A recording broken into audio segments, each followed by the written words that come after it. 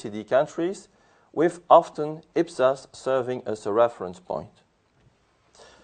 50% of non-OECD countries expect to make the move in the next 5 years. Again, we have a very clear trend, with accounting reforms often initiated as part of a wider finance reform funded by organizations such as the World Bank, the IMF, or other donors. Take an example. If we now look at the geographical distribution, when we have here again a trend, and the trend is very clear, namely in Africa. And again, taking an example, I think Nigeria, for example, they passed the legislation, and they will move to cash basis IPSAS as from the 1st of January 2014 and to accrual basis IPSAS from the 1st January 2016. I'm talking of Nigeria, but other countries are making the move as well, as other international organizations, such as, for example, the African Union, the IGAD, etc.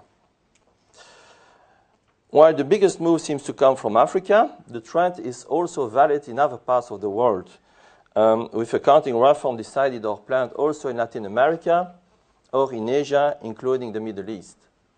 If you look today at the IPSAS board website, you will see, for example, that Malaysia has started an accrual accounting implementation project based on IPSAS, and that they are planning a gradual transition from 2015 until 2019. So all these examples really show that the trend is there and things are moving in the right direction. Now, what about budgets? Well, if the movement is clear on the accounting side, there seems to be less appetite for accrual budgeting. Budgets remain largely on a cash basis. At present, roughly 9 out of 10 countries use cash budgets, and only 15% of them expect to move to accrual budgeting within the next 5 years.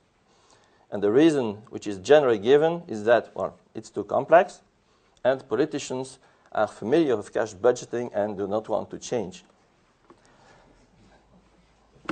This is what was given as reasons in the survey. Moving forward, looking at the benefits. When you talk about the benefits of accrual accounting, again based on IPSAS or similar standards, well, we should remember that the primary objective of financial information is to serve for accountability purposes, but also provide a basis for evaluating the entity's current financial position and performance for decision-making purposes.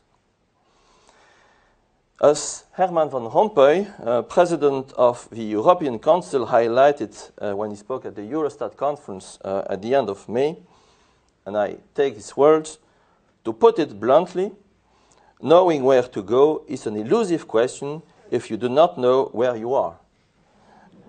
It is very much common sense, but I think it's a very strong statement. Citizens who are both, as you know, taxpayers and service recipients are viewed in our survey as the main beneficiaries of accrual-based financial statement.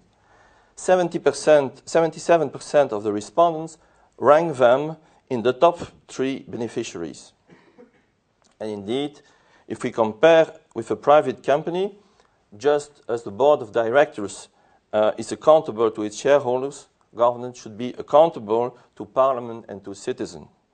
And to do that, they need to be transparent and produce accrual accounts based on the highest standards. Not surprisingly, greater transparency and accountability stands out as the greatest benefit. It provides a basis for comparing public sector entities with one another and across individual units, ministries, agencies, departments. Transparent accrual-based financial statements also help governments demonstrate and users to evaluate accountability for the use of public funds. So, The current trend is towards accrual accounting is really positive, but in our view, it's not yet sufficient. All governments, without exception, should use accrual accounting standards, and the long-term economic impact of the political decision should be reflected in the financial statements. We believe there cannot be any compromise. The number of government stakeholders is larger than that of private sector companies, and the value of transactions entered into by governments is also often much greater. On the top of this, a further objective should be to achieve harmonization of high-quality accounting standards on the international level. This would enhance the credibility of government financial statements to its stakeholders, including fund providers such as investors in bonds, for example, and also facilitate comparison across countries as well as political decision-making.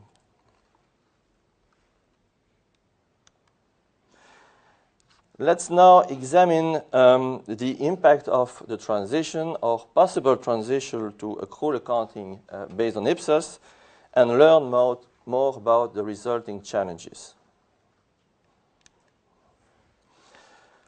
Well, from our survey, it's clear that the change to accrual accounting, again based on IPSAS or equivalent standards, is not a quick fix. It takes, on average, more than 3 years. So it's not just about debits and credits.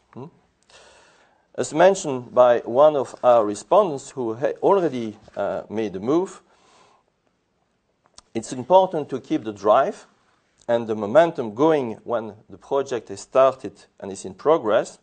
However, at the same time, well, you may need to accept that the reform can take several years and proceed in stages. And as we've seen, the example of Malaysia, for example, this is what they are doing.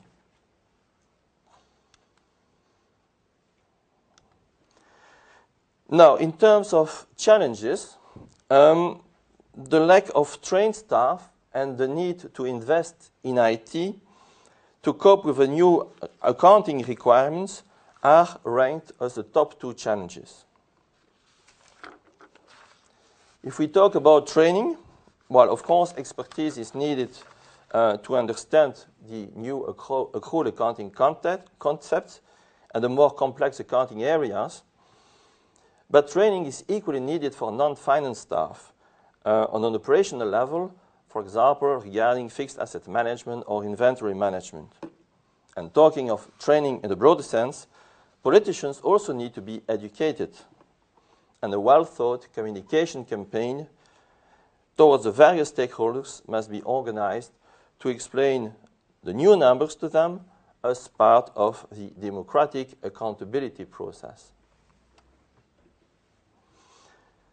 Talking of IT, well, of course, new data will need to be collected to provide new type of information, but not only information which is needed to comply with a new requirement, but also